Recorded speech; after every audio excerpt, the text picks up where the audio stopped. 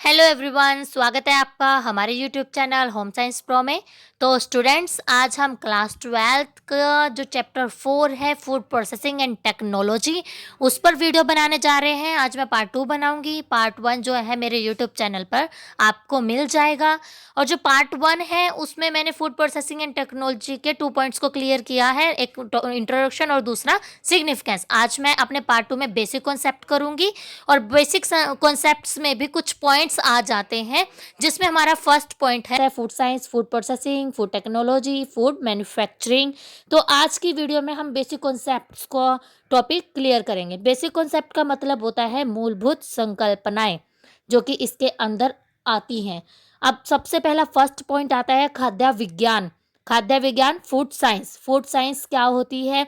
जो कि वो साइंस जो फूड से रिलेटेड हो। खाद्य विज्ञान को ऐसे विशिष्ट क्षेत्र के रूप में परिभाषित किया जा सकता है जिसमें रसायन, भौतिक जैसे आधारभूत विज्ञान विषयों के साथ साथ पाक कलाओं मतलब कि जो कुलिनरी आर्ट्स होती हैं, खाना उगाने से लेकर के खाना परोसने तक की प्रक्रियाओं को पाक कलाएं कहा जाता है। कृषि विज्ञान और सूक्ष्म जीव विज्ञान का अनुप्रयोग किया जाता है।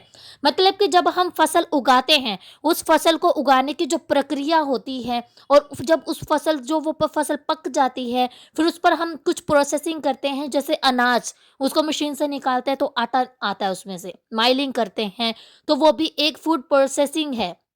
उसके बाद उसमें हम कुछ और कलाओं को यूज करते हैं, तब जाकर वो हमारी थाली तक पहुंचता है। खाद्य विज्ञान एक बहुत ही विस्तृत विषय विशेष है। जो खाद्य विज्ञान है एक बहुत ही विस्तृत मतलब कि बहुत ही फैला हुआ, बहुत ही जाना माना विषय है और बहुत ही विशेष मतलब इम्पोर्टेंट है। खाद्य वैज्ञानिक खाद्य के भौतिक रासायनिक विशेषताओं का अध्ययन करते हैं। जो खाद्य वैज्ञानिक होते हैं, ये फूड साइंस से रिलेटेड जो साइंटिस्ट होते हैं, ये हमारे फूड्स के रिलेटेड भौतिक और रासायनिक जो उनकी क्वालिटीज होती है, जो उनके गुण होते हैं, उनको स्टडी करते हैं कि किस फूड में किस तरह की क्वालिटीज हैं, किस फूड में किस तरह की जो है किस बीमारी में वर्क कर सकता है वो फूड, जिससे हम खाद्य पदार्थ के प्राकृतिक और उसकी विशेषताओं को समझने में हमें मदद मिलती है। प्राकृतिक खाद्य पदार्थ तो होते ही हैं, फसलें उगती हैं तभी खाना मिलता है। उसके बाद चाहे हम कितनी भी प्रोसेसिंग करके उसको चाहे किसी भी रूप में चेंज कर दें, लेकिन उसकी जो विशेषताएं होती है उसको समझने की मदद हमें यहीं से मिलती है। फूड साइंस से समझने में मदद मिलती है हमें कि उसके अंदर क्या विशेषता है, वो किस चीज़ में रिच है, वो कौन कौन सी बीमारियों में काम आएगा, उससे कौन कौन से न्यूट्रिएंट्स हमें मिलेंगे।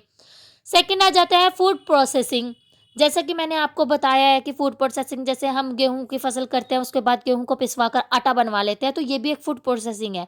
इसका तात्पर्य ऐसे विधियों और तकनीकों का समूह से है जो कच्ची सामग्रियों को तैयार या आधा तैयार खाद्य उत्पादों में बदल देता है। कच्ची सामग्रियां कौन सी होती हैं? जो हमारी फसलें से आती हैं, वो फसल जैसे कि सब्जियां हो गई, वो कच्ची हैं, दालें हैं कच्ची हैं, चावल कच्चे हैं, ठीक है। तो उन कच्ची सामग्रियों को तैयार करते हैं, या तो कंप्लीट तैयार करते हैं या आधा तैयार करते हैं। जैसे मैंने आपको एग्जांपल दिया था पापड़ का, कि आपको सिर्फ वो तलने होते हैं, घर आकर के सुखाने का काम सब प्रोसेसिंग कर दी जाती है। खाद्य संसाधन के लिए पौधों और जंतुओं से प्राप्त अच्छी गुणवत्ता वाले कच्चे माल की आवश्यकता होती है। जो ये रिसोर्सेज होते हैं फूड रिसोर्सेज, इनके लिए पौधों की और जंतुओं से प्राप्त होने वाली अच्छी गुणवत्ता वाले कच्चे माल की जो है नीड होती है। नेक्स्ट पॉइंट आ जाता है इसी में खाद्य प्रसंस्करण में, जिसे लंबे सुरक्षा काल वाले खाद्य उत्पादों में परिवर्तित कर दिया जाता है। लंबे सुरक्षा काल का मतलब है सेल्फ लाइफ जो है उनकी, उसको बढ़ा दिया जाता है। जैसे एप्पल से यहाँ पर एप्पल फ्रूटी बन जाती है, एपी बन जाती है, और ये क्या होते हैं? प्रिजर्वेटिव्स होते हैं। ये एकदम से जल्दी खराब नहीं होते, इनकी शेल्फ लाइफ होती है। जबकि फ्रूट क्या होता है, इसकी शेल्फ लाइफ ज़्यादा लंबी नहीं होती। लेकिन जो हमारे पैकेजिंग वाले प्रोडक्ट होते हैं, इनको प्रिजर्व किया जाता है, इन पर प्रोसेसिंग की जाती है। तो ये कोई प्रोडक्ट 1 महीना, कोई 2 महीना, कोई 4 महीना, कोई 6 महीना, तो कोई 7 साल भी चल जाता है, क्योंकि उसको हमने प्रिजर्व किया है फूड प्रोसेसिंग की हेल्प से। इसी तरह से अगर आप देखें तो पोटैटो, अब पोटैटो चिप्स आप लोग खाते हो, लेज खाते हो, है ना? तो ये किससे बनते हैं? पोटैटो से बनते हैं। तो अब पोटैटो को भी हमने फूड प्रोसेसिंग करके चिप्स में चेंज कर दिया, उसको सुखा दिया, बारीक बारीक पतला पतला कट करके, उसके जो है धूप लगाने के बाद, उसको सुखाने के बाद हमने उस पर प्रोसेसिंग फिर से कर दी। तो अब इससे क्या हुआ, जो ये पोटैटो था, इसकी जो ओरिजिनल शेल्फ लाइफ थी, अब वो प्रोसेसिंग होने पर चेंज हो गई। अगर एक आलू हमारा महीना, 2 महीना, 4 महीना चल जाता है, तो अब ये चिप्स का पैकेट आपका इससे भी ज़्यादा लंबा चलेगा, क्योंकि इसको हमने प्रिज़र्व कर दिया है फूड प्रोसेसिंग के थ्रू। अब बात करते हैं फूड टेक्नोलॉजी की। प्रौद्योगिकी एक ऐसा विज्ञान है, प्रौद्योगिकी क्या है? टेक्नोलॉजी है, जिसमें वैज्ञानिक अनुप्रयोगों के साथ-साथ सामाजिक, आर्थिक ज्ञान और उत्पादन के वैध नियमों का व्यावहारिक उपयोग किया जाता है। मतलब टेक्नोलॉजीज़ का यूज़ करके साइंस के थ्रू, साइंस ही है एक तरह से ये सारी। वैज्ञानिकों ने क्या किया? अनुप्रयोग किए, एक्सपेरिमेंट्स किए, और उसके साथ-साथ क्या किया? सामाजिक और आर्थिक ज्ञान जो है, नॉलेज जो है, और उत्पादन के जो वैध नियम, उत्पादन क्या है? फसलें उगाने वाला, किसी भी फूड प्रोडक्शन का जो हम उत्पादन करते हैं, जो मैन्युफैक्चरिंग करते हैं, वो है कुछ नियमों के साथ व्यावहारिक उपयोग में लाने के लिए। यह विभिन्न प्रकार के खाद्य पदार्थों के उत्पादन के लिए खाद्य विज्ञान और खाद्य अभियंत्रिक, मतलब कि फूड इंजीनियरिंग का उपयोग करते हैं। जितने भी खाद्य पदार्थ होते हैं उनके उत्पादन के लिए हम किसका यूज़ करते हैं? फूड साइंस का और फूड इंजीनियरिंग का यूज़ करते हैं। अब फूड टेक्नोलॉजी में नेक्स्ट पॉइंट आता है खाद्य प्रौद्योगिकी का जो अध्ययन किया जाता है, जो स्टडी की जाती है साइंस और टेक्नोलॉजी की, उसकी एक गहरी समझ प्रदान करने के साथ साथ उसको सेफ बनाना, उसको न्यूट्रिशियस बनाना, उसको कंप्लीट करना और अच्छे लेवल पर उसको बेचना और सुविधाजनक खाद्य पदार्थों के चयन, भंडारण, संरक्षण, संसाधन पैक करने के कौशलों को भी विकसित करती है।